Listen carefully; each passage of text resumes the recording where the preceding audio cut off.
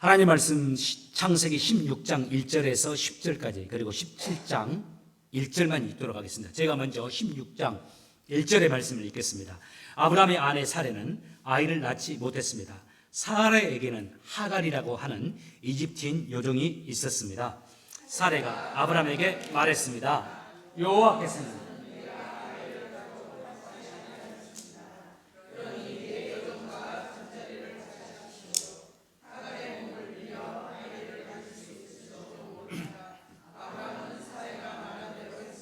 그때 아브라함이 가나안에서 산지 10년이 지난 해였습니다. 사레가 이집트인 몸종 하갈을 자기 남편 아브라함에게 주었습니다. 아브라함이 하갈과 잠자리를 같이 하자 하갈에게 아기가 생겼습니다. 하갈은 자신이 임신한 것을 알고는 자기 여주인 사레를 깔고 왔습니다. 그러자 사레가 아브라함에게 말했습니다. 내가 이 고통을 겪는 일은 당신 때문입니다. 나는 내 여종을 당신에게 주었습니다. 그런데 그 여자가 임신을 하더니 나를 깔보기 시작했습니다. 당신과 나 사이에 누가 옳은지 여호와께서 판단해 주시기를 바랍니다. 아브라함이 사라에게 말했습니다. 하갈은 당신의 종이니 하갈에 대해서는 당신 마음대로 하시오. 사레가 하갈을 못 살게 구자 하갈은 집에서 도망쳤습니다. 여호와의 천사가 샘물 곁에 있는 하갈에게 나타났습니다. 그 샘물은 술로 가는 길가에 있었습니다. 천사가 말했습니다. 사라의 여종 하갈아, 어디서 와서 어디로 가는 길이냐? 하갈이 대답했습니다. 여주인 사라에게서 도망치는 길입니다. 자, 여기서 끊고요. 17장 1절의 말씀. 17장 1절의 말씀 한 절만 읽도록 하겠습니다. 시작. 아브라함이 99살이 되었을 때 여호와께서 아브라함에게 나타나셔서 말씀하셨습니다. 나는 전능한 하나님이다. 내 말에 복종하며 올바르게 살아라. 아멘. 예, 자리에 앉으시기 바랍니다. 여러분, 요즘 최근에 정말 드라마 같은 일들이 세상에 일어나고 있어요. 여기저기서 전쟁들이 발발하고 있습니다. 우리 미국은 최강대국이니까 전쟁에 기운조차도 느끼지는 못하고 있는데 전쟁 발발하고 있죠. 참 또 속상하게도 우리 대한민국 조국에서도 전혀 예측지 못한 일들이 일어나고 있어요. 또 앞으로 또 어떻게 될지도 모르겠어요. 우리 미국도 대통령이 바뀌었죠. 아마 지금까지 해왔던 몇 년 동안 해왔던 정책들과 정반대의 정책들이 펼쳐질 것으로 예측되고 있어요. 정말 한치 앞을 예측하기가 힘든 상황 속에 있습니다. 여러분 지금 이 시대적인 변화 속에서 이 시대적인 변화를 보면서 어떤 생각들을 하고 계시는지 한번 묻고 싶어요. 이런 변화의 상황, 좋아하고 기대하면서 하나님께 찬양을 드리면서 이 기대의 상황을 맞이하는 분도 있겠지만은 그보다는 제가 보기에는 아무래도 약간의 긴장을 하는 분들이 많을 것 같아요. 저 시민권 받고 싶은데 아마 조금 정부로부터 지원을 받은 사람들은 받지 못할 수도 있다라는 그런 새로운 대통령의 공약도 그런 상이 나온 것 같은데, 그래서 저도 긴장보다는 조금 다른 생각을 하고 있죠. 그런데 저는 이 정도는 아무것도 아니죠. 더 어려움 속에 있는 분들, 더 긴장 속에 있는 분들이 있을 거예요. 답답하고 무기력을 느끼는 분들도 있을 거고, 혹시 또 혹은 불안감을 느끼는 분들도 있을 수 있습니다.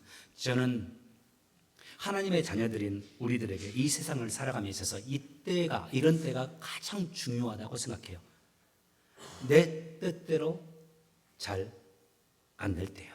이때 내가 하나님의 사람인가 아닌가가 드러나는 순간이라고 생각합니다. 내 힘으로 안 될 때, 답답할 때, 무기력할 때, 불안하고 두려울 때, 이때 우리의 선택과 우리의 반응이 중요합니다. 이 선택, 이 반응을 통해서 나를 향하신 하나님이 가지고 있는 그 하나님의 귀한 뜻이 이루어질 수 있는지 없는지가 결정되기 때문이죠. 오늘 본문은 제가 정말 사랑하고 많이 묵상하는 본문입니다. 저희 교회에서도 지난 13년의 사역을 하면서 아마 오늘의 세 번째 이 본문을 가지고 설교하는 것으로 알고 있어요. 특별히 제가 이 본문을 사랑하고 묵상하는 때는 자동적으로 묵상이 되는 것 같아요. 이런 때 내 인생이 좀 힘들 때요. 내 인생이 좀 안 풀릴 때요. 하나님이 이를 위해서 힘쓰고 애쓰는데 이 삶의 매듭 같은 거 있잖아요. 이 잘 풀리다가 매듭이 탁 깨가 이것만은 잘 안 되는 그 매듭에 내가 탁 걸려 있는 삶의 순간에 있을 때 이 말씀이 내게 저절로 떠오르고 묵상이 되어져요. 오늘날과 같이 불확실한 상황 속에서 하나님의 자녀인 우리가 어떤 선택, 어떤 반응을 하고 나가야 될지를 오늘 본문의 말씀이 두 가지로 교훈해 줍니다. 첫 번째입니다. 신앙의 자충수를 조심하라는 겁니다. 내 뜻대로 안 되는 상황이 있을 때, 답답할 때, 혹은 불안할 때, 그 상황 때 내가 어떤 반응을 함에 있어서 내 신앙의, 내 행동이 내 신앙의 자충수가 되지 않기를 주의하라는 말씀이죠. 이 말씀 이렇게 바꿀 수 있습니다. 어려울 때, 힘들 때, 답답할 때, 앞에 안 보일 때 주님보다 앞서지 않도록 하라. 오늘 본문의 이야기가 아브라함 이야기잖아요. 아브라함이 원래 다 잘 아는 대로 축복의 통로로 부름을 받았습니다. 아브라함을 통해서 가족이 복을 받고 온 세상에 복을 받게 해 주실 거라고 하나님이 약속해 주셨잖아요. 이 약속 물질적인 약속은 아닙니다. 진정한 복을 의미합니다. 요즘으로 우리 본다면 가정 구원이 이루어지는 겁니다. 가정의, 민족의, 내 후손들이 하나님의 자녀들이, 하나님의 사람들이 되어서 하나님의 은혜 안에 있게 되는 것. 그리고 또 나를 통해서, 내 가정을 통해서 온 세상이 주교로 나오고 주변의 사람들이 구원의 은혜를 힘입게 되는 그 축복을 아브라함에게 해 주신 겁니다. 그런데 그 축복의 시작으로서 하나님이 아브라함에게 약속하신 거 자녀입니다. 자녀가 있어야지 자기의 가정을 통해서 세상이 복을 받죠. 그 자녀 아들을 통해서 그 축복을 이루어 가실 거라고 주님이 말씀하셔요. 그런데 이 복의 근원이 되게 하시겠다라는 하나님의 축복의 말씀이 이루어지기 위해서 하나님이 제시하신 한 가지 조건이 있었습니다. 뭡니까? 기억납니까? 갈대아 우르를 떠나라는 말씀이었어요. 당시 갈대아 우르가 세상에서 가장 살기 좋은 곳이었습니다. 그래서 갈대아 우르를 떠나라는 것은 이 말씀하고 똑같아요. 평안히 살고 있는 상황, 평안히 살 수 있는 여건, 또 오늘날로 치면 나의 노후를 평안히 살 수 있는 그것을 포기하고 떠나라는 말씀이죠. 그리고 주님이 기뻐하는 것, 주님이 원하시는 것을 선택하며 나아가라는 말씀이었어요. 주님 축복의 말씀은 좋지만 주님이 그 조건으로 먼저 제시하신 이 말씀은 사실 순종하기에는 참 어려운 말씀이죠. 그러면서 저는 아브라함이 참 하나님의 사람이라고 생각해요. 아브라함이 하나님 말씀에 순종합니다. 내 물질적인 풍요, 내 노후가 보장된 삶의 터전을 떠나요. 그리고 아브라함은 자신과 세상의 진정한 복을 너를 통해서 얻게 되리라는 그 하나님의 말씀을 믿고서 순종하고 결단합니다. 그리고 갈대아 우르를 떠납니다. 이게 창세기 12장의 이야기예요. 그때 아브라함의 나이 몇 살입니까? 75세였습니다. 아브라함이 믿고 순종했잖아요. 그 어려운 하나님 말씀에. 이제는 누구 차례입니까? 아브라함이 순종했으니까 이제는 하나님의 차례, 하나님이 축복해 주시면 돼요. 그 약속을 지켜주실 차례입니다. 그런데 어떻습니까? 세월이 흘렀는데 그 축복의 말씀이 잘 이루어지지 않아요. 하나님이 약속하신 약속의 말씀이 75세 때 임했거든요. 그 이야기가 창세기 12장의 이야기입니다. 그런데 오늘 본문 창세기 16장은 그로부터 약 11년이 지난 때입니다. 갈대아 우르에서 약 이동하면서 한 1년 지났고 가나안 땅에 정착한 지 한 10년 정도 지났어요. 11년이 지난 때입니다. 아브라함의 나이가 이제 몇 살? 86세입니다. 자, 그런데 결과는 어떻습니까? 아브라함에게 자손이 있나요? 아들은 고사하고 딸아이 한 명도 없어요. 하나님의 약속이 성취될 미동조차 보이지 않는 겁니다. 적어도 상황이 악화되었으면 되었지 좋아지지 않았어요. 나이가 이미 많이 먹어버렸잖아요. 아내도 늙어지잖아요. 이는 마치 우리가 하나님을 믿고 하나님을 사랑하기 때문에 그분의 말씀에 순종하고 내가 헌신했어요. 그런데 하나님의 축복 보다는 오히려 나에게 고통의 삶을 펼쳐놓은 것과 비슷한 현실입니다. 내가 하나님 믿었습니다.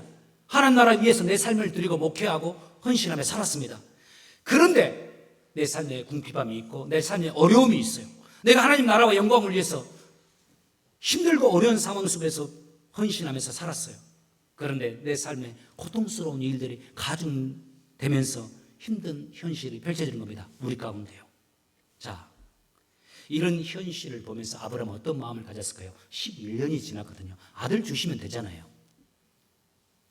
당신의 살아계심을 나타내면서 더 아브라함으로 하여금 하나님을 더 믿고 신뢰할 수 있도록 아들을 딱 주시고 또 다른 일을 진행했으면 좋겠는데 11년 동안은 아무 일을 이루어 주시지 않는 거예요. 자, 이때 아브라함 마음 어떠했을까요? 하나님을 불신하고 하나님을 떠날 수 있습니다. 나 이런 하나님 믿을 수 없다라고요. 하나님을 원망할 수 있습니다. 하나님 어떻게 그럴 수 있냐고요. 그런데 성경 읽어보면 여러분 아시다시피 단 한 번도 아브라함이 하나님을 불신하거나 원망하는 모습이 보이지 않습니다. 나는 이것이 아브라함의 진짜 믿음이라고 생각돼요. 하나님을 떠나지도 않습니다. 하나님을 원망하지도 않습니다. 아브라함은 성경을 보면 여전히 하나님을 자신의 하나님으로 믿고 갑니다. 그런데 이 약속이 이루어지는 이런 상황 속에서 자기가 간절히 바람에도 하나님이 아직 이루어지지 않는 이 소원을 이루기 위해서 아브라함과 사레 그의 아내가 기가 막힌 아이디어 하나를 찾아냅니다. 창세기 16장 2절 말씀 한번 보십시오. 사레가 아브라함에게 이르되 여호와께서 내게 출산을 허락하지 아니하셨으니 원하건대 내 여종에게 들어가라. 같이 잠자라는 말이에요.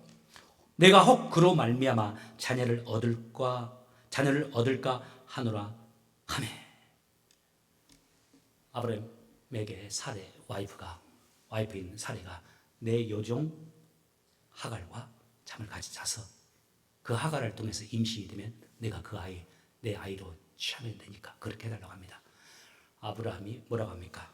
그 다음 9절 아브라함이 사레의 말을 들으니라.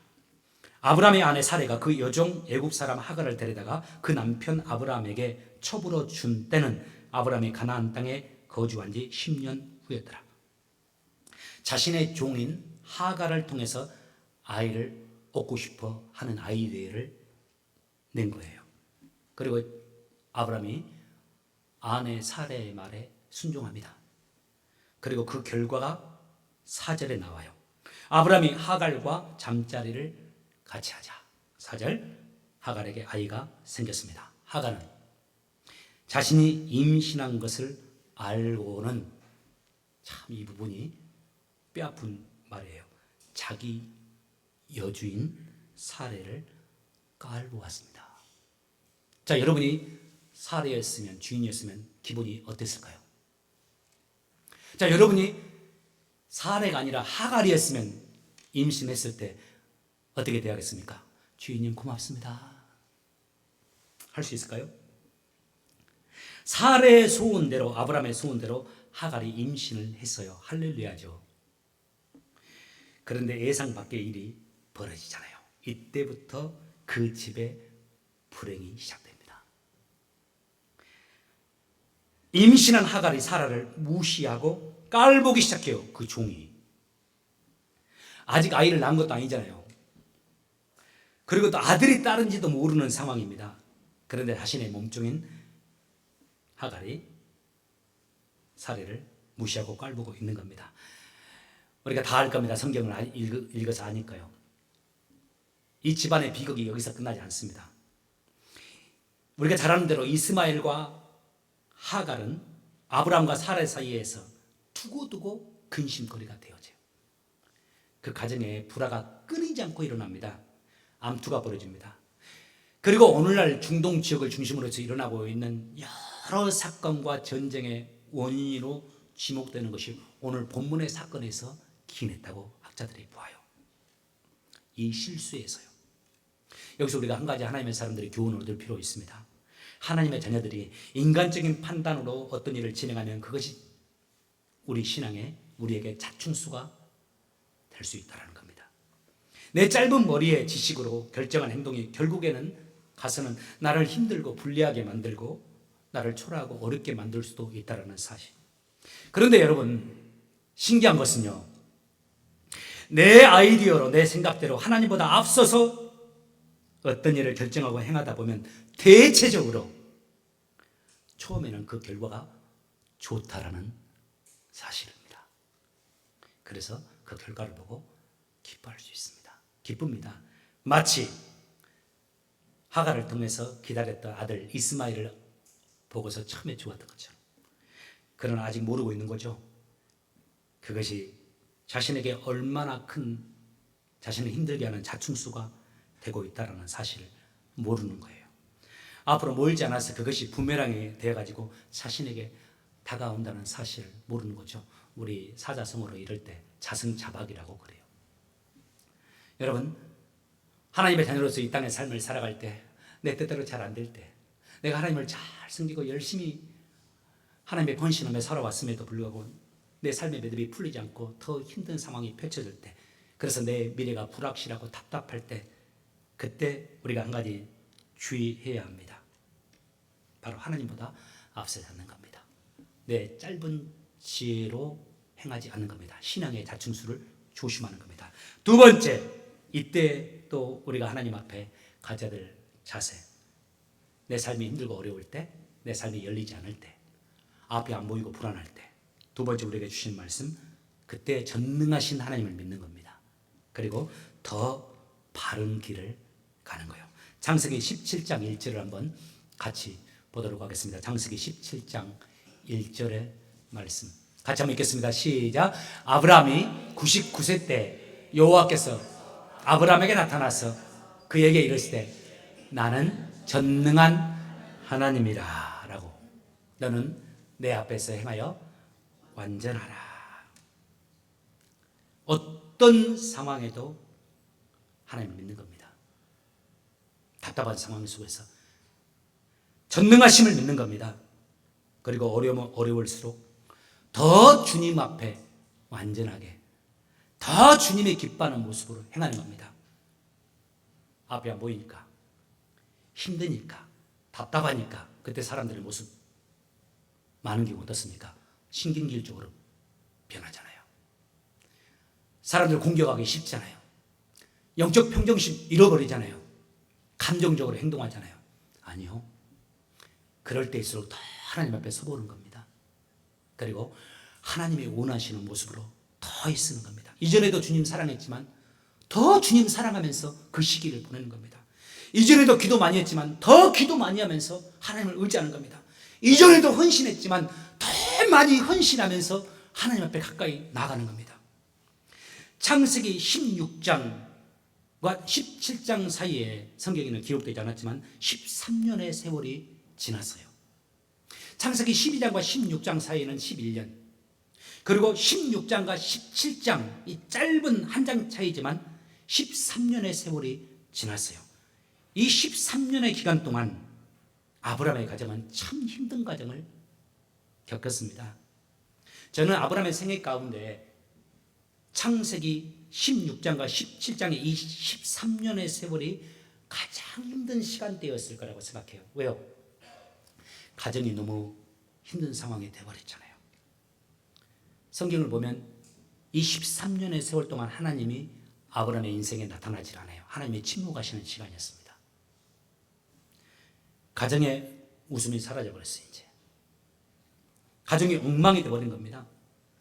또 우리가 읽었다시피 가정에 학대가 존재하게 돼요. 두 여인 간의 암투가 있어요. 질투가 있고요. 이 13년 동안에 아브라함이 이걸 깨달았을 거예요. 자신의 꾀 어리석음이 어떤 것인지를 뼈저리게 느꼈을 겁니다. 그리고 많은 후회를 하면서 살았을 겁니다. 그러다가 13년이 지났어요. 13년에 지나서 이제 그의 나이 99세가 되었을 때입니다.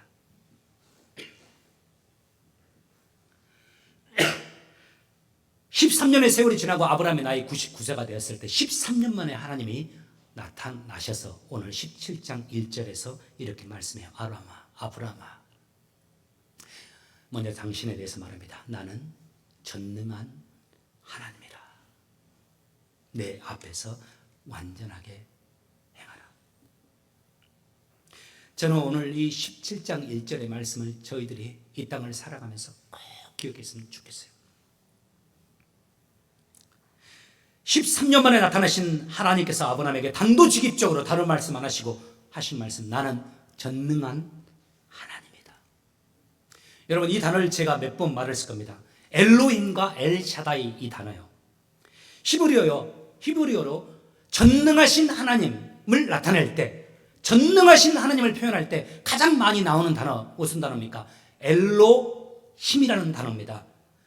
무에서 유를 창조하실 때 하나님께서 창조주 하나님을 설명할 때 창세기에서 다 엘로힘으로 기록을 했어요. 무에서 유를 창조하신 창조주 하나님.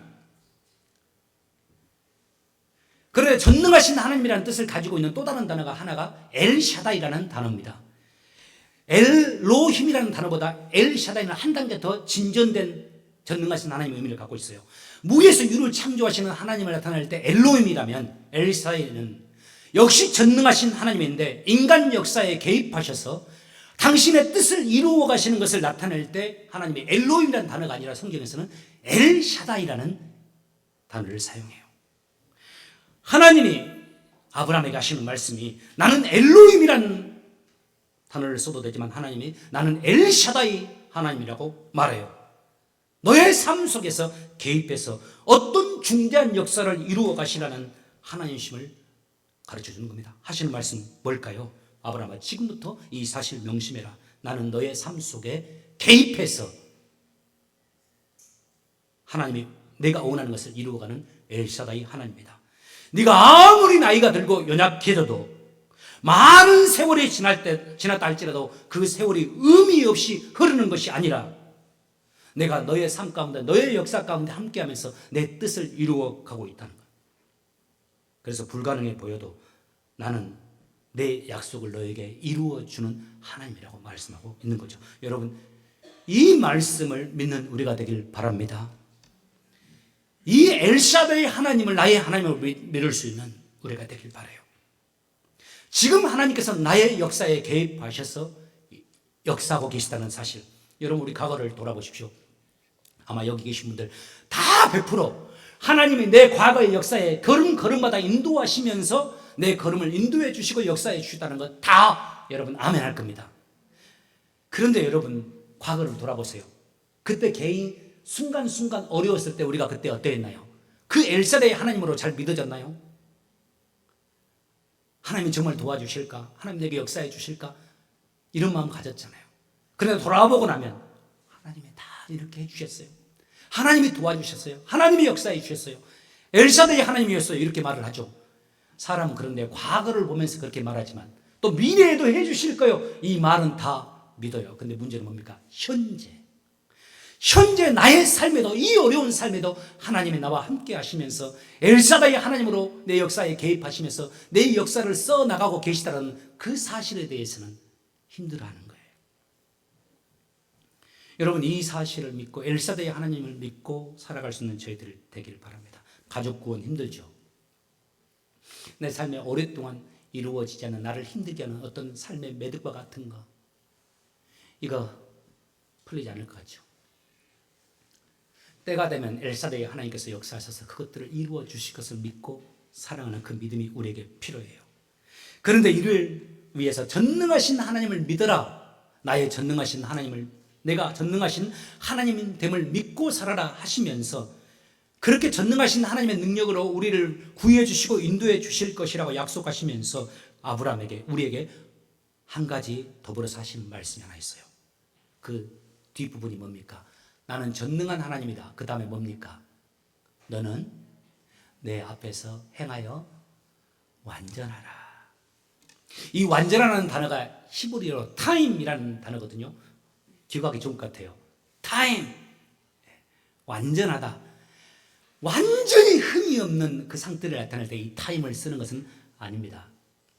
이 완전하는 단어는요, 내가 조금 연약함이 있지만 정말 하나님의 뜻대로 살아가려고 애쓰면서 사는 것, 특별히 세상의 흐름, 세상 안의 가치관, 방식과 역행하면서 하나님이 원하시는 길을 가면서 사는 것을 나타낼 때 이 타임이라는 히브리어를 써요. 이 타임이라는 단어가, 히브리 단어가 창세기에 먼저 한번 나오거든요. 어딜까요? 여러분 혹시 떠오르는 구절이 있을지 몰라요. 완전하다. 창세기 6장 9절에 누구를 가리켜서? 하나님의 사랑 노아를 가리켜서, 노아의 사적은 이러하니라. 노아는 의인이요 당세의 완전한 자라. 모두가 세상에 타락했잖아요. 그런데 세상 사람들은 그걸 타락으로 보지 않아요. 왜? 세상 문화와 가치관과 시대정신이 그건 문제가 아닌 거니까. 그래서 그 시대정신과 가치관을 따라서 모든 세상 사람들이 하나님의 뜻에서 벗어난 삶을 살고 있어요. 그럴 때, 그래서 전 세계를 하나님이 물로 심판을 해야만 되는 그런 상황 속에서도 그때 유일하게 세상을 따르지 않고 오직 하나님의 말씀을 붙잡고 하나님 앞에 신실하고 의로운 모습으로 살았던 노아를 설명할 때 타임이라는 단어를 하나님이 사용했거든요. 그 단어를 가지고서 아브라함에게 오늘 너는 내 앞에 완전하라고 말해요. 무슨 말씀입니까? 너는 이제 내 사람답게, 진짜 믿음의 조상답게, 그리고 내가 너에게 전능하신 하나님으로 역사할 수 있도록, 내가 너의 가정을 살릴 수 있도록, 너의 가정을 구원할 수 있도록, 너를 통해서 나의 귀한 뜻이 이루어질 수 있도록 내 뜻대로 살아라. 그렇다면 전능한 내가 알아서 나의 뜻을 너에게 이루어 줄 것이다 라고 말하는 겁니다. 여러분, 이 아브라함의 이야기를 들으면서 어떤 생각합니까? 이 아브라함의 이야기가 아브라함만의 이야기가 아닙니다. 다시요.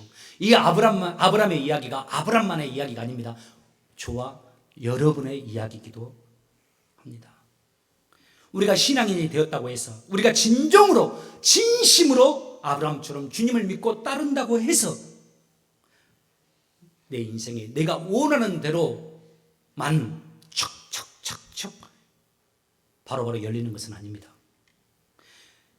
내가 주님을 믿고 주님을 의지하고 주님을 따르고 갈대와 우르를 떠나서 하나님이 원하시는 곳으로 나아가고 그렇게 살았음에도 불구하고 여전히 내 삶에 해결되지 않는 영역들이 남아있을 수가 있습니다. 그때 우리가 답답하잖아요. 힘들고 불안하잖아요. 그런 상황 속에서 우리들이 쉽게 행동하는 경향이 있습니다. 이거 아브라함으로 표현하자면 나의 지혜로 이스마엘을 만들어내버리는 것 같아요. 내 가정에, 나의 삶에 이스마엘이 생겨버리는 겁니다. 그래서 그것이 내 인생에 두고두고 나를 힘들게 하는 인생의 자충수가 될 수 있습니다. 이런 실수를 하기 쉬운 우리에게 주님이 오늘 말씀을 통해서 우리에게 이렇게 말씀해 주는 거죠. 나는 엘사다의 하나님이니까 나를 믿고 신실하게 서서 살아가라. 내가 너를 향한 아름다웠고 선한 뜻을 이루어 줄 테니까 내 앞에서 너는 온전하게 거룩한 신앙인으로 살아가라고 말씀해요.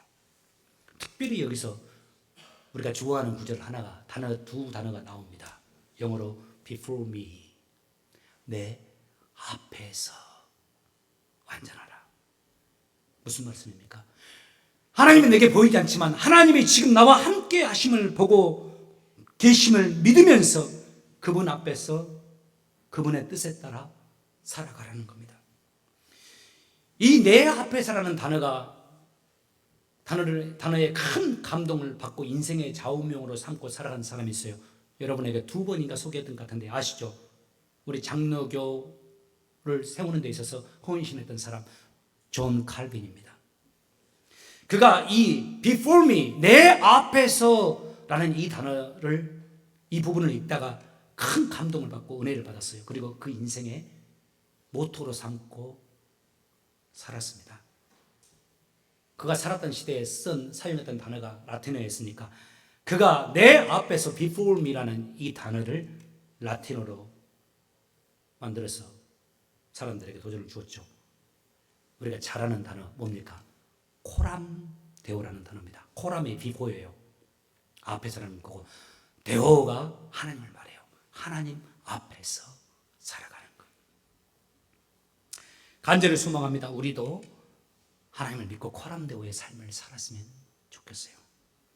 무엇보다 모든 일을 할 때 하나님 앞에서 결정하고 하나님 앞에서 선택하길 원합니다.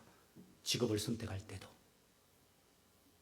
사업을 할 때에도, 직장 생활을 할 때에도, 목회를 할 때에도, 내게 주어진 물질을 사용할 때에도, 미래를 계획할 때에도, 목회지를 선택할 때에도, 이사를 갈 때에도, 사람들을 대할 때에도, 무슨 일을 하든지 간에 하나님 앞에 서서 하나님 앞에서 묵상하고 하나님이 원하시는 그 길을 가는 겁니다.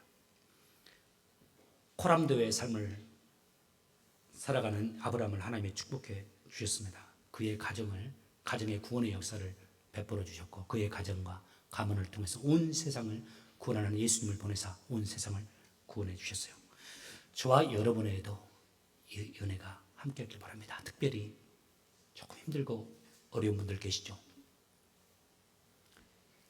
답답하고 앞이 보이지 않을 때, 여러분, 엘사대의 하나님, 나의 하나님을 믿고서 더 하나님 앞에 아름답고 이전보다 더 주님 살성기고 이전보다 더 주님만 바라보시면서 주께서 원하시는 믿음의 길 가는 여러분 되시길 예수님으로 축복합니다.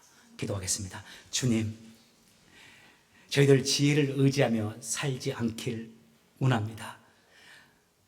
내가 하나님의 은혜로 사는 자임을 고백하고 지금까지 하나님의 은혜로 살아왔음을 고백하고 앞으로도 하나님의 은혜로 살기를 간절히 소망합니다. 우리 삶에 주님 더 적극적으로 개입하셔서 주님의 그 은혜로 우리의 삶을 붙드시고 인도해 주옵소서. 내 힘이 부족하오니, 내 지혜가 부족하오니 주님, 우리를 붙드사 주의 선한 길로 인도해 주시고, 특별히 성령님 우리를 온전히 주장하사 하나님의 뜻에 순종하면서 하나님이 원하시는 길을 갈 수 있도록 우리의 생각, 우리의 마음, 그리고 우리의 걸음걸음 붙잡아 주시고 인도해 주옵소서. 삶의 어려움 속에 있는 지체들을 하나님 이 시간 특별히 붙잡아 주시기 원합니다. 마음이 불안한 성도들을 붙잡아 주시기 원합니다. 하나님, 선택의 순간, 결정의 순간을 맞이한 자들에게 역사해 주시길 원합니다. 하나님의 뜻을 깊이 묵상할 수 있도록 도와주시고 마음의 평안을 주시고, 이 흔들림의 순간에도 엘사다의 하나님, 나의 하나님을 믿고 의지하면서 믿음으로 하나님이 원하시는 이 타임의 길, 완전한 길 갈 수 있도록 주여 이 시간 그들에게 역사해 주옵소서. 주님 감사합니다. 예수님 이름으로 기도합니다.